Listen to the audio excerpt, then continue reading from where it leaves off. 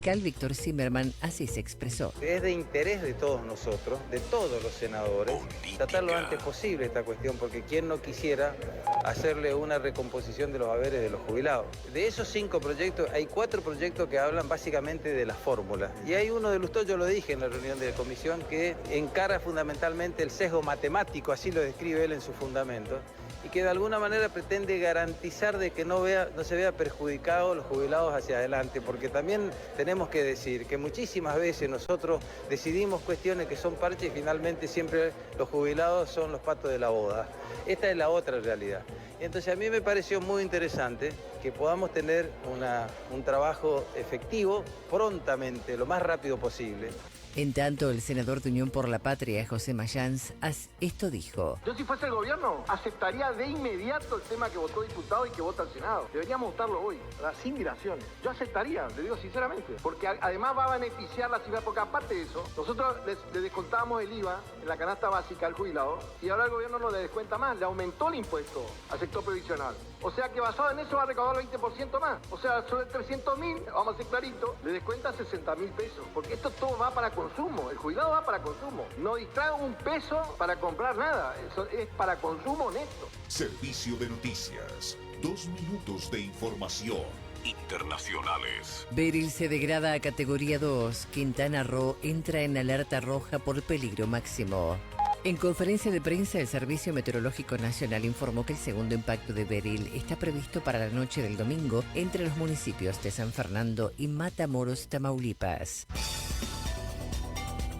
Esto fue Servicio de Noticias. 2 minutos de información a cada hora. En Onda Latina, paramos para comprar.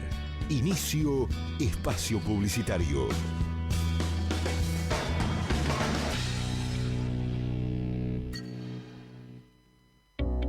Dona sangre. Se necesitan entre 300 y 400 donantes por día. No esperes que te lo pidan. Siempre se necesita. Conoce cómo donar en buenosaires.gov.ar/donasangre. Buenos Aires Ciudad. Vamos por más. En el aire, AM1010, Onda Latina. El amor antes del amor, compañeros del último año. Lo mejor de tus canciones.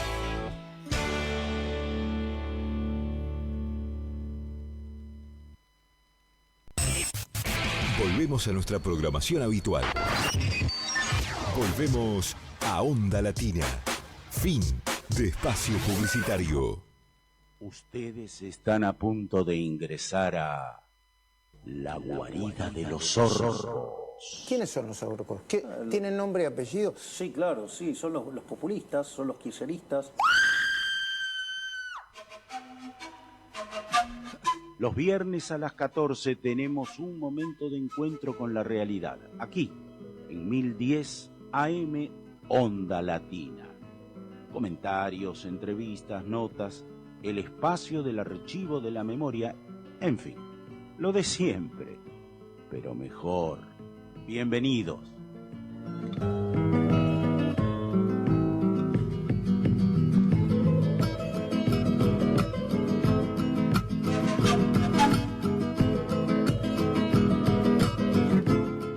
...14:05 en la fresquísima tarde de este viernes 5 de julio.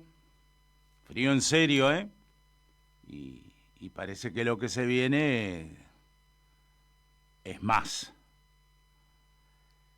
Agradecimiento al programa nuestro al programa que nos precede a nosotros, entre Bea y vos, y a Bea, a Beatriz y a Julio, que siempre tienen la generosidad de mencionarnos y hacernos el pase y esas cosas que son gratas en el oficio radial.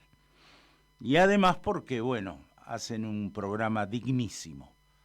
Digo esto porque con más de 40 y pico de años en este oficio como locutor y periodista, he visto y he compartido, madre de Dios, cuántas experiencias. Y Y cuando uno olfatea la calidad ética, la calidad profesional de un programa, bueno, hay que resaltarlo. Mucho más cuando en estos tiempos la profesión periodística está degradada. Bueno, de eso vamos a hablar en un instante. En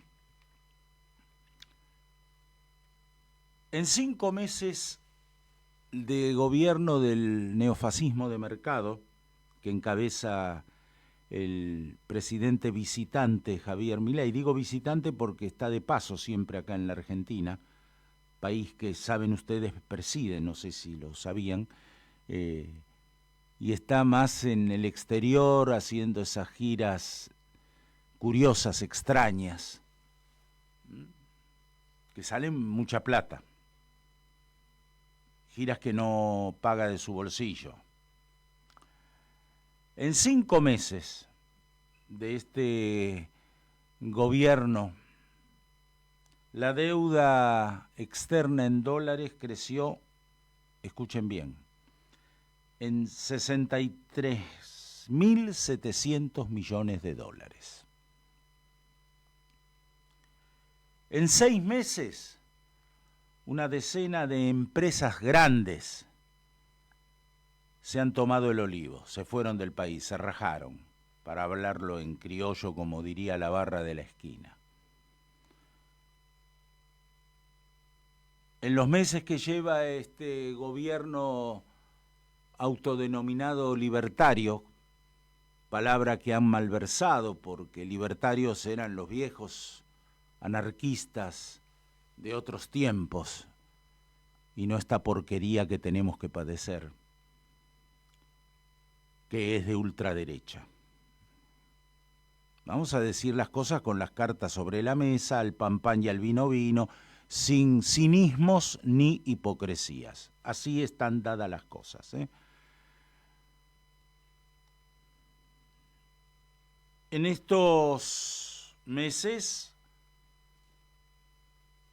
el hambre, increíble hablar del hambre en un país como el nuestro. Increíble. Además, subleva los ánimos de algunos, porque otros miran para el costado, no les interesa tres velines, están cómodos en sus casas. Algunos amarrocaron guita durante años y dicen, bueno, total, yo ya hasta hoy. Y el otro, que se joda.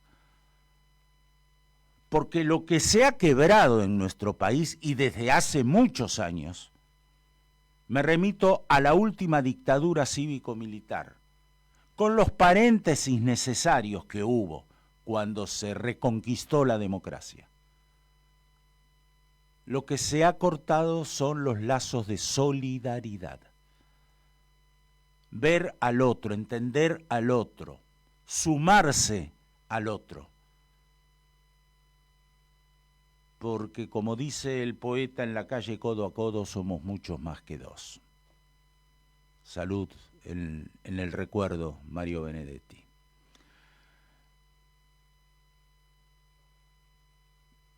Caputo, el ministro de Economía, que parece ser que está temblequeando en su poltrona ministerial,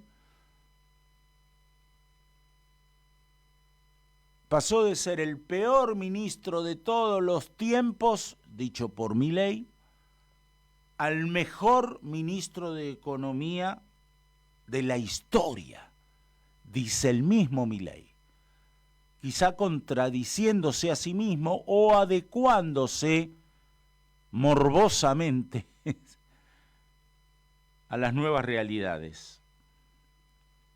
Y aquí aparece en escena el otro. ¡Qué yunta, mamita!, diría alguien en el barrio. Caputo, que ya fracasó con Macri, acuérdense que salió expulsado por la ventana, y al día siguiente estaba tomando sol tirado en la arena, creo, de una playa de Brasil, ¿no? Sí, creo que sí. Bueno, ahora aparece el otro, también fracasado, de 2 gobiernos, con Fernando de la Rúa y después con Macri. Y estoy hablando de Federico Sturzenegger, que podría llamarse Schwarzenegger por lo de Terminator, ¿no? Federico Sturzenegger, alguien que estaba hasta ahora en las sombras, que no se sabía bien qué hacía, qué no hacía, pero estaba en las conferencias o en los discursos oficiales del presidente de la Nación, al lado del presidente, compartiendo escena con ministros designados al frente de las carteras formales de gobierno. Este no se sabía qué hacía, qué estaba, qué no. Sí, se supo después, ¿no? Desde esas sombras turbulentas, en ciertos estudios jurídicos se diseñó este engendro brutal de la ley Bases. Perdón, Juan Bautista Alberdi, lo lamento por usted, maestro. Y el famoso decreto de necesidad y urgencia, ¿no? Ese que nos puso en vilo a todos. Bueno, ese Sturzenegger ahora va a ingresar al gabinete de ministros con un nuevo ministerio. Qué cosa curiosa, este presidente desreguló todo, anuló un montón de ministerios, los redujo, los degradó a secretarías de Estado, y ahora crea un nuevo ministerio, es decir, una nueva estructura burocrática, porque un ministerio tiene secretarías de Estado, direcciones nacionales, etcétera, etcétera, etcétera. Qué notable, ¿no? Para eso sí hay plata, y para tantas otras frivolidades hay plata. Para un desfile multitudinario de las Fuerzas Armadas que sale una fortuna, va a haber plata. Y no es que quiera degradar a las Fuerzas Armadas, ni pensar que el 9 de julio, como fecha patriótica, se lleva en el corazón de cada argentino a diario y durante toda la vida. Por eso yo hablo de los patriotas part-time, esos que se ponen la escarapelita en la solapa, solamente cuando es el 25 de mayo, el 20 de junio, el 9 de julio. Y ahora el 9 de julio se va a firmar un pacto retrasado, que se sigue llamando Pacto de Mayo. Mientras tanto, el hambre crece, la desocupación crece, los salarios bajan estrepitosamente, no solo los de la clase trabajadora, sino los de los jubilados y pensionados. Un bochorno. Pero hay quienes todavía miran para el costado y siguen con las cortinas de humo. Si no es Gran Hermano, son los partidos de fútbol, son esto, es aquello, es lo otro.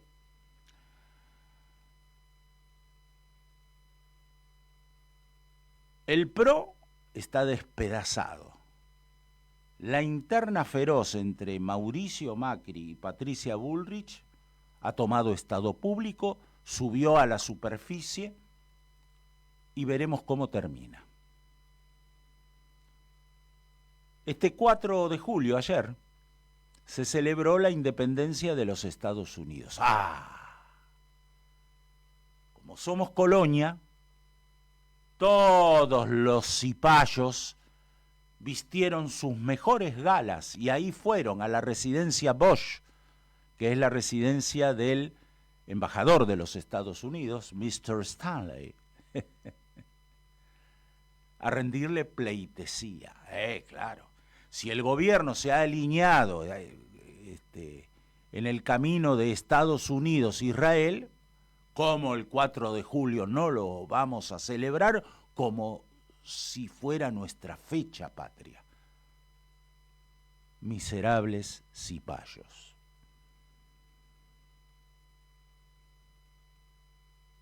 Mientras tanto, en Inglaterra, después de 14 años, el voto popular desplazó al conservadurismo y consagró al laborismo. ¿Qué dirá el presidente de los argentinos?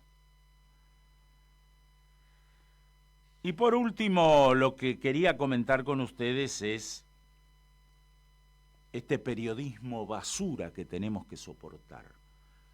Los viejos periodistas que nos han legado una historia, nos han legado una conducta, una ética, un rigor en la profesión, ya no están más. Se han muerto y con ellos se murieron todas sus experiencias, sus legados. Hoy estamos a merced de campañas de desinformación, de mentiras que operan como cortinas de humo, el show de la noticia,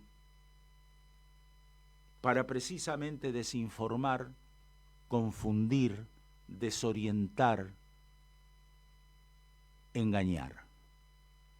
El caso de esta criatura en Corrientes nos demuestra claramente el mal uso del periodismo. Y me vendrán a decir, no, pero si no fuera por el periodismo, esto hubiera sido tapado. Bueno, acaba de aparecer muerta hace poco una nena de unos 10, 12 años en Misiones. Había desaparecido un jueves. A casi una semana apareció su cadáver. ¿Quién se ocupó? ¿Qué se dijo? Nada. Silencio. Han tomado el caso de esta criatura en Corrientes como referencia del negocio de la prensa de hoy en día. A ver el puntito más de rating, a ver qué digo, a ver qué hipótesis mando.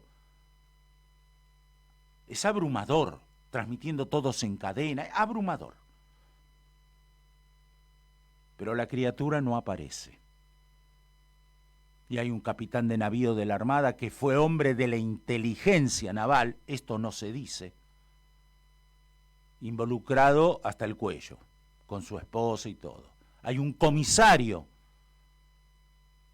que está preso por conducir penosamente los primeros pasos de una investigación que no fue tal, sino que fue una tarea de encubrimiento. Bueno, así están las cosas. Por eso yo quiero en este momento recordar a Piero ¿se acuerdan aquellas coplas de mi país? Préstenle atención a la interpretación de Piero y por supuesto a lo que dice la letra de esta canción, porque realmente estamos viviendo días, semanas, meses acuciantes. ¿Hasta cuándo? ¿Cuánto dura este calvario? Y no es que uno sea derrotista, negativo y, mirá lo que dice este tipo, no. La realidad es la realidad, clara y contundente. Y a quien le quepa el sayo que se lo ponga. Porque eso de Aldón pirulero, cada cual atiende su juego, se está agotando a pasos agigantados.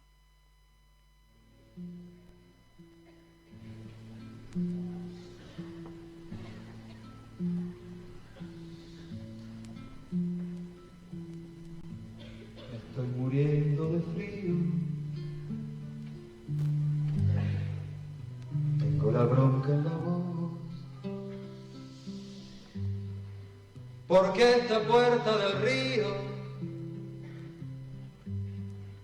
le apuñalaron el sol, porque esta puerta del río, país, le apuñalaron el sol. Ay, París, París, París. Ay, París, París, París.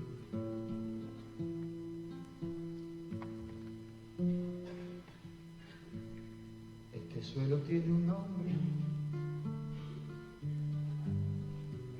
desde el mar hasta la sierra,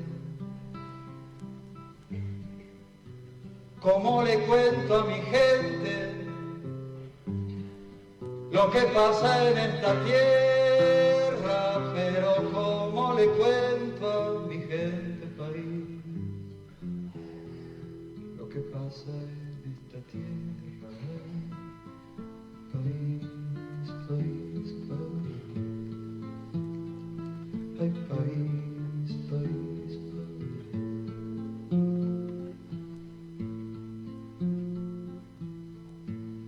No soy de muchas palabras y hay muy poco que contar.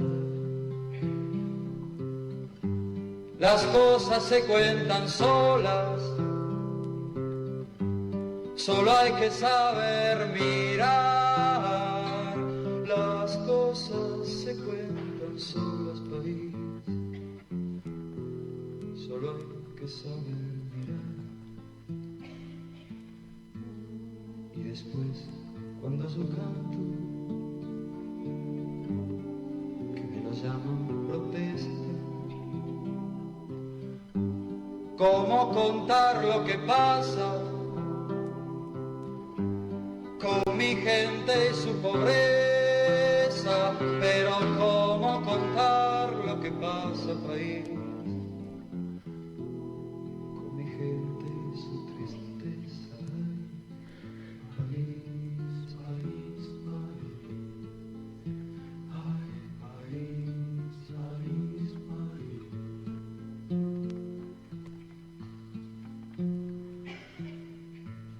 Ay, país, país de nube, lleno de humo y alcohol. ¿Cómo le canto a mi gente lo que yo pienso de vos? Pero ¿cómo le canto a mi gente, país, lo que yo pienso de vos? Que a mi patria la fundaron a golpes y cachetazos. ¿Cuántas voces se callaron a machete y a balazos? Pero ¿cuántas voces se callaron, país, a machete y a balazos?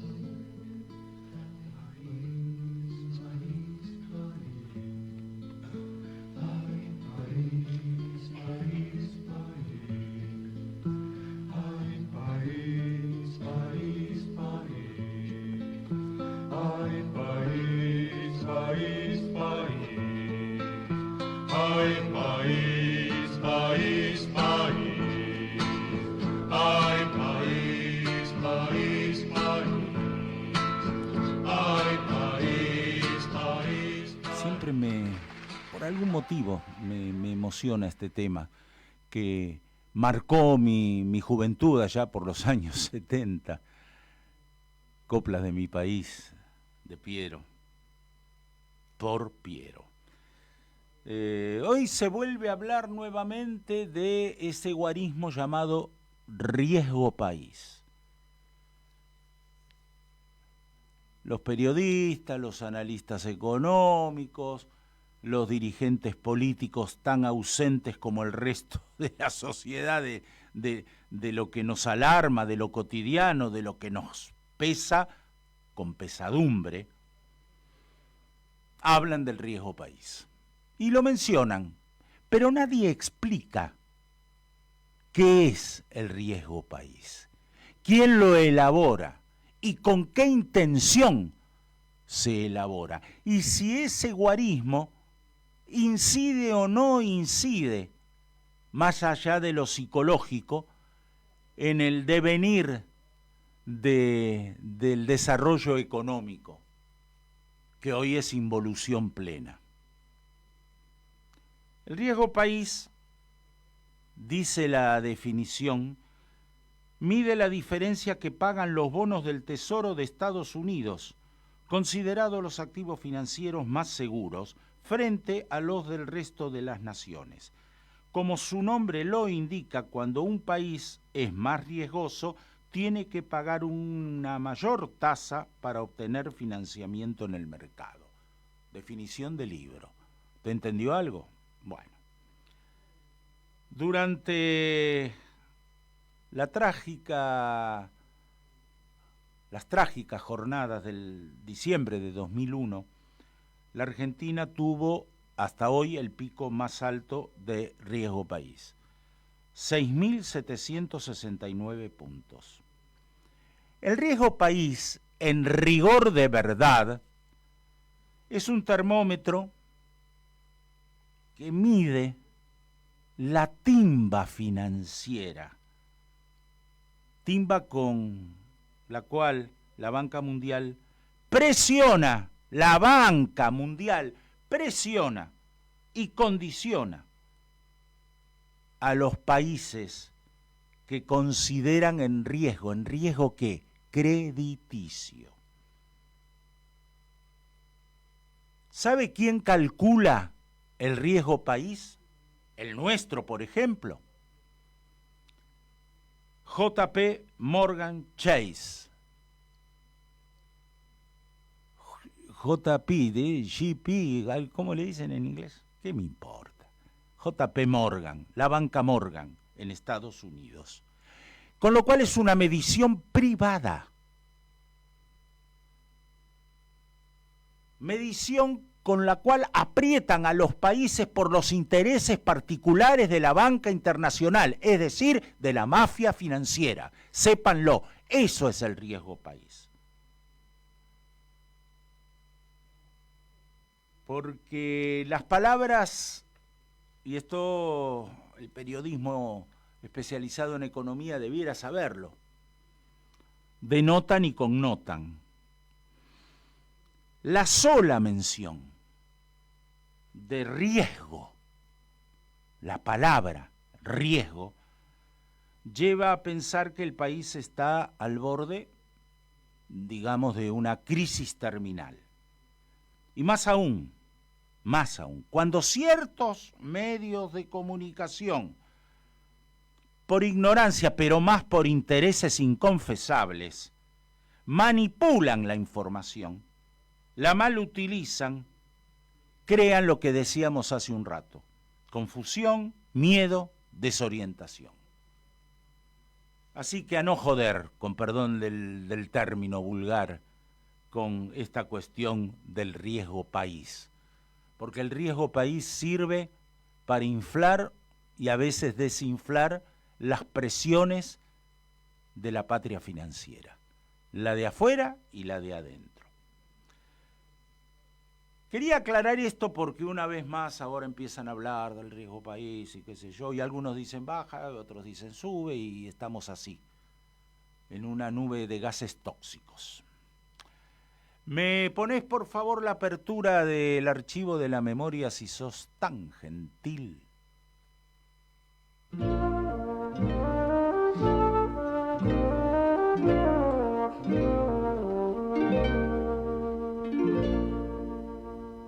En el país de no me acuerdo, doy 3 pasitos y me pierdo. Un pasito para allí, no recuerdo si lo di. El 1 de julio se cumplió un nuevo aniversario de la muerte del general Perón. Estaba ejerciendo de pleno derecho su tercera presidencia constitucional. La segunda fue abortada por el golpe de Estado de 1955, cruento golpe, bombardeo a Plaza de Mayo, toda esa cosa increíble, brutal, demencial. Este último Perón vino con algunas contradicciones, algunas mañas, algunas cuestiones inconfesables, pero tanto los que han escrito sobre Perón, muchos por cierto, como el propio Perón, dijo que venía a dar un poco de paz a la Argentina, una Argentina convulsionada ya por los años 70. 1 de julio de 1974, fin de su vida, ha gravitado por más de 30 años en la política argentina y aún muerto sigue gravitando. Yo quiero compartir con ustedes el último discurso, creo que fue el 14 de junio, cuando salió al balcón. Había amenazado con renunciar porque la puja que había por el pacto social que llevaba adelante el ministro Helvar y confrontado con la CGT, hacía naufragar la posibilidad de una salida a una de las tantas crisis que padecía la Argentina. Ese último discurso ha quedado en la historia con las últimas palabras. Llevo grabado en mis oídos la más maravillosa música que para mí, bla, bla, bla, ¿no? Sí, bueno, poético, contundente, era la despedida. Quizá él lo percibía, lo sabía, probablemente. Pero el discurso completo tiene otras aristas, otros contenidos, más allá de ese final poético. Perón advertía sobre los días oscuros que podrían sobrevenir. Perón advertía que había que salir de la crisis. Perón llamaba a un ejercicio de la solidaridad del conjunto de la sociedad. Eso quedó borrado en la historia. Sí, están los discursos. Bueno, sí, están, claro. Lo escuchamos. Compañeros,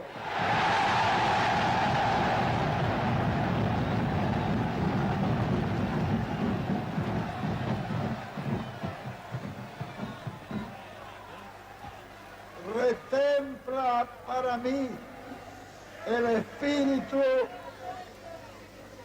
volver a la presencia de este pueblo que toma en sus manos la responsabilidad de defender la patria.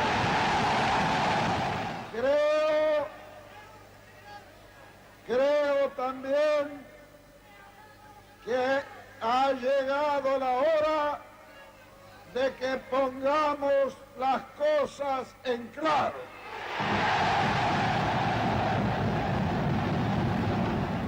Estamos luchando por superar los que nos han dejado en la República. Y en esa lucha no debe faltar un solo argentino que tenga un corazón bien templado.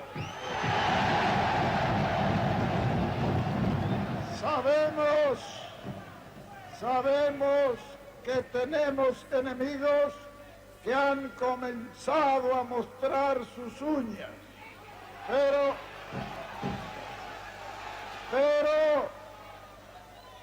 sabemos también que tenemos a nuestro lado al pueblo, y cuando el pueblo se decide a la lucha, suele ser invencible.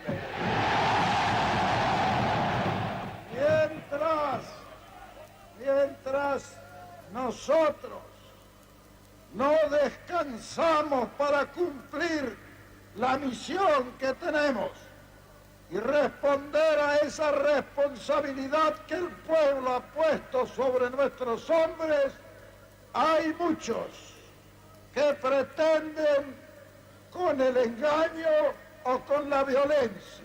Nosotros, frente al engaño y frente a la violencia, impondremos la verdad, que vale mucho más que eso. Yo llevaré grabada en mi retina este maravilloso espectáculo en que el pueblo trabajador de la ciudad de Buenos Aires y de la provincia de Buenos Aires me trae el mensaje que yo necesito.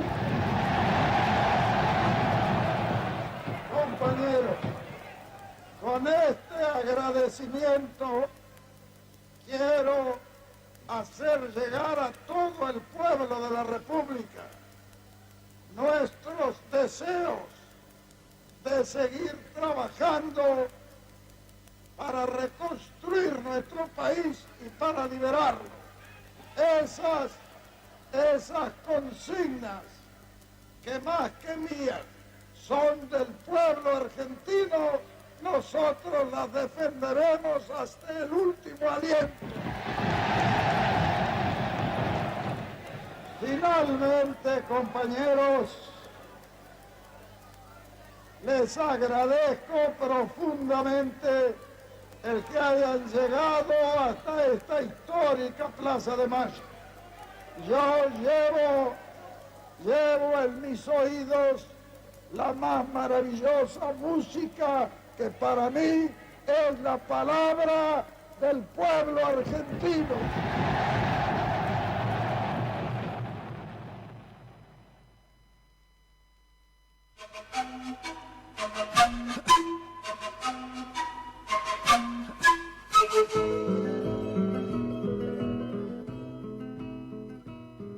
STIGAS, Sindicato de Trabajadores de la Industria del Gas de Capital y Gran Buenos Aires. Estas son algunas de tus conquistas. Obra social de excelencia, paritarias libres para toda la industria, centro recreativo en San Justo, Hotel Lomas en Mar del Plata con tarifas promocionales, subsidio a guardería para madres afiliadas, ayuda económica sin interés, mochila y útiles escolares para hijos de afiliados. Secretario General, Pablo Blanco. STIGAS. Encontranos en Avenida Boedo 90, Ciudad Autónoma de Buenos Aires.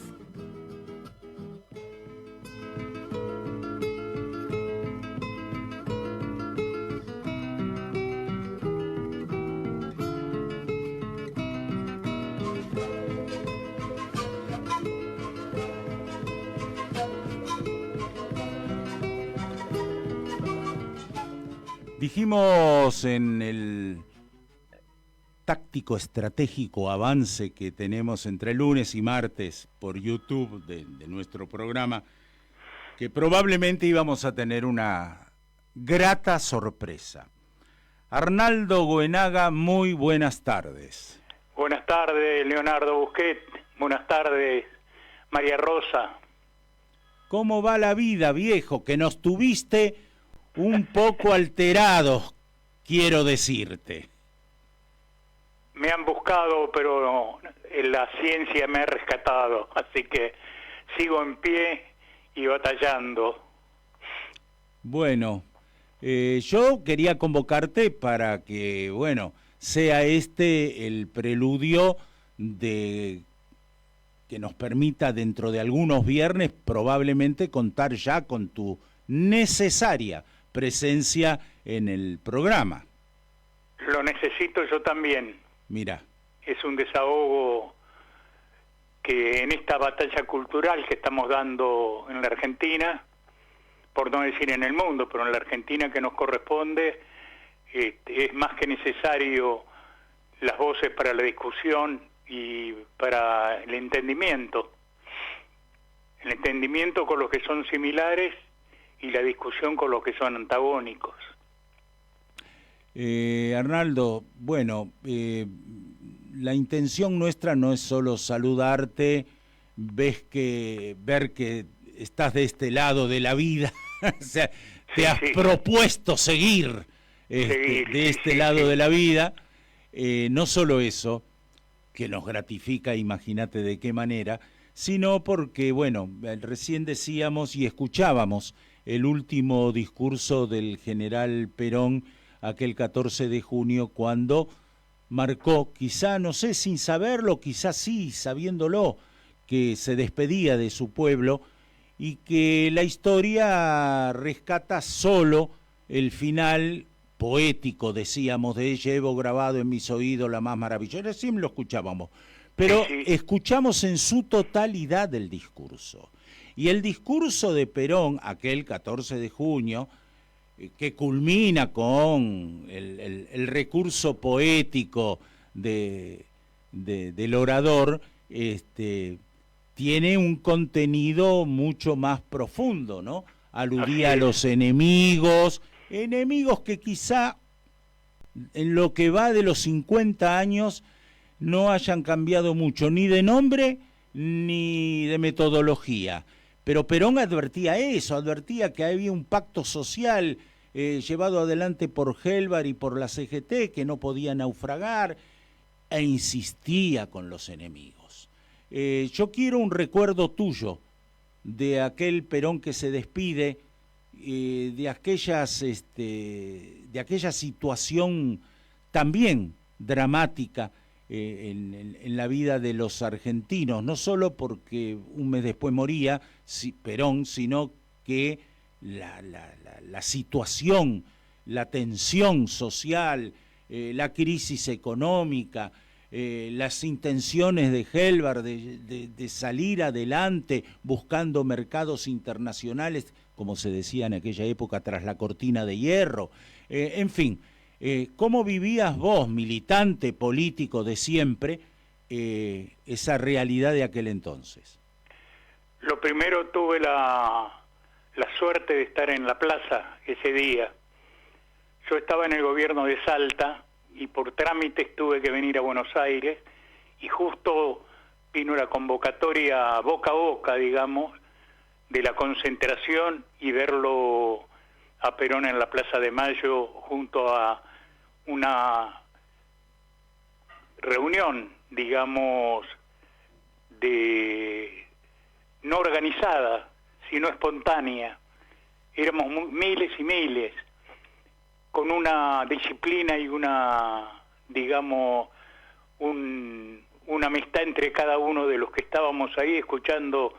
Nos unificaba la palabra, digamos, el llamado de Perón primero y segundo la palabra. Fueron momentos muy dramáticos. En todo el discurso él estuvo viendo de que era muy difícil la situación argentina. No dejaban de pegar, digamos, los adversarios que se habían convertido en enemigos. Ya apenas subió el gobierno de Cámpora, las contradicciones y las maniobras hechas desde Montevideo, incluso una central, proponían al pueblo de que esto no iba a andar, de que con los viejos eslogan del 55, ¿no? Uh-huh. Así que no nos sorprendía lo que nos decía, y nos acarició con sus últimas palabras, viéndolo y desconcentrándonos en paz, sabiendo que teníamos que redoblar nuestro esfuerzo, los que éramos funcionarios, y el pueblo tenía también que luchar contra un flagelo que era y es, digamos, la inflación. Todo eso percibimos, yo percibí cuando asistí a la plaza y me encontré con alguna gente amiga llorando de alegría. Sí, llorando de alegría. Veíamos las dificultades, pero estamos acostumbrados los peronistas a las dificultades. No hemos venido, digamos, a este suelo simplemente a disfrutar, porque si la patria fuera grande y el pueblo sería feliz, ser peronista sería un derecho. En estos momentos ser peronista es un deber. Esta es una de las consignas nuestras. Es un deber. ¿Por qué? Porque todavía no tenemos al pueblo feliz. Y el pueblo feliz es con una simple fórmula, simple, que haya ricos menos ricos y pobres menos pobres. Es tan sencillo esto, tomado y llevado, ejecutado por un hombre que se distinguió por su erudición en distintas disciplinas, y además de eso copiando a los griegos en ese, como decía, el frontispicio, todo en su medida y armoniosamente.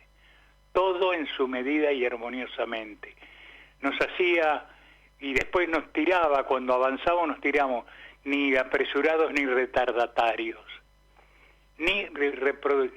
Nos reproducía él esa sabiduría griega de siglos y de los mejores pensadores de de todas las épocas, no de esa época, sino de todas las épocas, con esas frases todo en su medida y armoniosamente. Y él no dejaba de... Hay una cosa, Leonardo, de que siempre me causó inquietud. Perón, con el grado de subteniente, va al regimiento en Paraná, Entre Ríos, y crea 2 instituciones. Como subteniente, 18 años, 17, 19 años.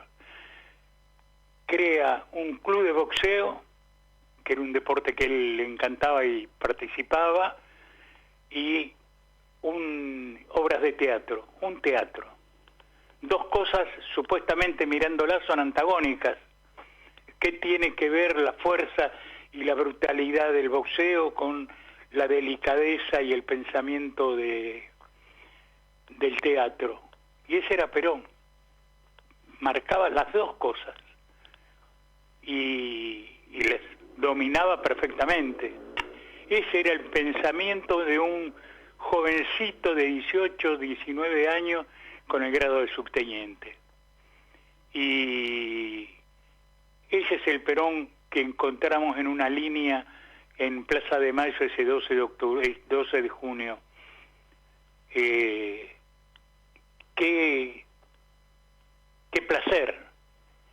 placer saber que uno era un soldado de él, un combatiente de él y en la resistencia, porque nunca fue fácil en nuestro país. Vemos, la otra vez recordaba yo una lección hablándolo con Fermín Chávez, una expresión, el cepo colombiano. Y yo me pregunté qué era el cepo colombiano. Los colombianos fueron contratados en la Argentina para luchar contra los caudillos federales. Y el cepo colombiano era una cosa de que se ponían 2 fusiles y se los ponía con cuero crudo y eso lo iba asfixiando al cautivo. A eso se le llamó cepo colombiano. Increíble, ¿no? ¿Crees, Leo, de que uno debe hablar más de ese pensador que tenía como uno de sus más grandes personajes a Alejandro Magno, ese conquistador, pero dotado de la fuente de los pensadores de su época? Hola. Sí, escucho atentamente. Sí, yo lo que quiero rescatar, además, Perón era un militar atípico. Atípico, es atípico. Cierto. No era un militar de cuartel solamente, no era un milico, por decirlo así, en términos de la barra de la esquina, ¿no? Era un tipo que tenía un vuelo intelectual. De hecho, gravitó mucho en la Escuela Superior de Guerra. Así es. Sus libros de estrategia militar, de historia militar. No sé hoy, pero hasta no hace mucho tiempo, en la Escuela Superior de Guerra se leían los libros de historia militar del general Perón. Ahora, él nace a la vida pública con el 4 de junio del 43, el golpe de Estado, que termina con la década infame, el grupo Obra de Unificación, algunos lo llaman Grupo de Oficiales Unidos, que fue ese grupo de coroneles que él integraba y que vislumbró a través de un régimen militar una salida constitucional donde pone en juego toda esa práctica que después sería lo que se llamó el justicialismo, la justicia social, la reivindicación de la clase trabajadora, los que estaban marginados, oprimidos, explotados. Él les habla con una sonrisa, con un lenguaje, por eso digo, un militar atípico. Construyó un liderazgo que duró 30 años o más quizá en vida, y muerto nos deja un legado que subsiste hasta el día de hoy, porque hoy están dadas las mismas condiciones que él denunciaba en 1974. El coloniaje, la dependencia, la explotación del trabajo, la desigualdad social. Es notable esa gravitación, Arnaldo. Sí. No, él lo dice en broma, pero tiene una profundidad. Cuando él le dicen cómo se divide los partidos en la Argentina, y entonces él dice de que el radicalismo tiene el 30%, los conservadores el 20%, la izquierda otro tanto, y llega al 100%. Entonces el interlocutor le dice, ¿y peronistas? Ah, no, peronistas son todos. Y es cierto, cuando uno escucha discursos se da cuenta de que han tomado toda frase de Perón. No se animan de frente, salvo esta última experiencia que va a ser fallida, digamos, de atacarlo en las verdades que son realmente impuestas. Yo pensaba el otro día el proceso de privatización. El proceso de privatización acá lo comenzó Frondizi. Así es. No solamente con los trenes, el plan Larkin, el tema del transporte, imponer el transporte automotor por encima de los trenes, hasta en una cosa pequeña, una de las batallas que dio la clase trabajadora acá, el frigorífico Lisandro de la Torre, así es, que era municipal, y tuvo que ser atacado hasta por fuerzas del ejército, de las Fuerzas Armadas, porque se privatizaba, y se privatizó. Hoy donde estaba ese organismo regulador de una de las principales elementos de alimentación, que es la carne, es una plaza. Ese es y en la ciudad de Buenos Aires existía un organismo, TAON, Dirección Autárquica de Obras Municipales, que era un organismo que licitaba, se presentaban las licitaciones y en general las ganaba y entonces las ejecutaba. Por ejemplo, el autódromo Galvez es hecho por la DAON, que existe hasta hoy como DON. Le sacaron lo de autárquica. Y ahí empezó este largo camino de privatizaciones y de modelo, digamos, que no tiene que ver con las necesidades del pueblo, porque organismos reguladores no provocan gastos, sino que con eso se termina además lo que proclaman algunos, que la obra pública es el mayor escándalo de corrupción. Con esto se termina. Lo dirige desde el Estado. Y es una de las conquistas largas que tienen que pasar 50 años y mucho más para que les intenten sacar. Siempre tienen un avance, pero también un retroceso. Este es el Perón que creaba organismos o participaba o le daba pie a organismos para que sean eficientes, eficaces y al servicio del pueblo. Bueno, fíjate que ahora han legalizado, digamos, han formalizado a Federico Sturzenegger con la creación de un ministerio que se va a llamar de Desregulación y Transformación del Estado, con un presidente que dijo: yo soy el topo que desde adentro viene a destruir el Estado. Subrayo esta frase porque la dijo y lo dijo convencido, ¿no? Sí, en uno de sus raptos. Correcto. Bueno, esta es una estructura burocrática que se crea y que bien podría llamarse, en lugar de desregulación y transformación del Estado, en destrucción del Estado. Y entonces, ¿cómo quedamos los argentinos y las argentinas inermes?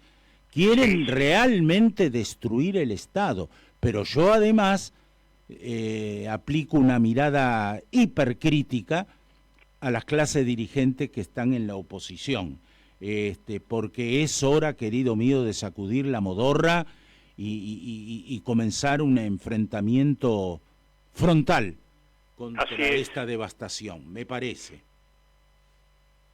Así es. Tenemos que estar más en la calle, digamos, que con los estudios, acompañando, como están acompañando ahora en los despidos. Sí. El sindicato de ATE está acompañando ahí a la gente que está despedida y bueno, pagando el precio de ser a su vez despedidos de esos dirigentes y a su vez reprimidos por una policía. Pero Leo, yo he vivido la época de las privatizaciones del Plan Larkins, que era un coronel norteamericano experto en carreteras y en transporte automotor. Así nos transformaron en países ricos a los países árabes, y Estados Unidos reguló el mercado con su petróleo Western, el petróleo de Texas. Y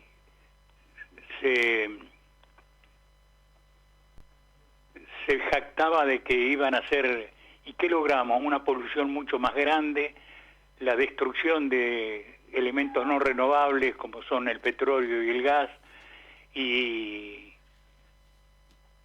nos ha llevado a que ahora volvamos a una cosa que tenía que empezar desde el principio, automotores eléctricos, sin pagar el costo de sacrificar elementos no renovables. Claro. ¿Por qué entonces, después de tantos años? Yo recuerdo ver fueron movilizados con el ejército, lo hicieron, hoy sería inconcebible este tema, pero fueron detenidos empleados bancarios, recuerdo, y ferroviarios, y alojados en cuarteles de Campo de Mayo. Fue tremendo. La sociedad no estaba preparada porque estaba todavía estupefacta con esto. Vos hablás de Frondizi, ¿no es cierto? Sí, de Frondizi. Bueno, esto empezó con Frondizi. El plan Conintes, viejo. Exactamente. Conmoción interna del Estado. Sí, señor, sí, señor. Que ya movilizaron a las Fuerzas Armadas. Que ya en la época de la mal llamada Revolución Libertadora había tenido con el plan Previs su basamento de restauración conservadora. Sí. Arnaldo, tenemos que dejarte porque el horario se cumple. Me has hecho recordar uno de los episodios más importantes de la historia argentina, y lo que uno solicita como predicador es que se vean estas cosas, se escuchen los relatos de los más viejos y lean a través de las páginas de los diarios ese doble mensaje que nos hacían una prensa que nos deformó y que intenta deformarnos. Claro. En algunos casos lo ha logrado. Sí, señor. Y en otros es la batalla cultural que hemos emprendido. Bueno, te veremos pronto por aquí. Sí, señor. Gracias, Leo. Un abrazo enorme, que siga la recuperación. Un saludo a tu querida mujer, que también está pasando un momento difícil. Exactamente. Qué racha, ¿eh? La verdad, sí. qué racha. Bueno, pero todo se superará y nos volveremos a reencontrar muy pronto, Arnaldo querido, en la coconducción de nuestro programa. Sí, señor. Te mando un fuerte abrazo. La guarida de los orcos. Ahí está. Y esa es la despedida. Chau, viejo, gracias.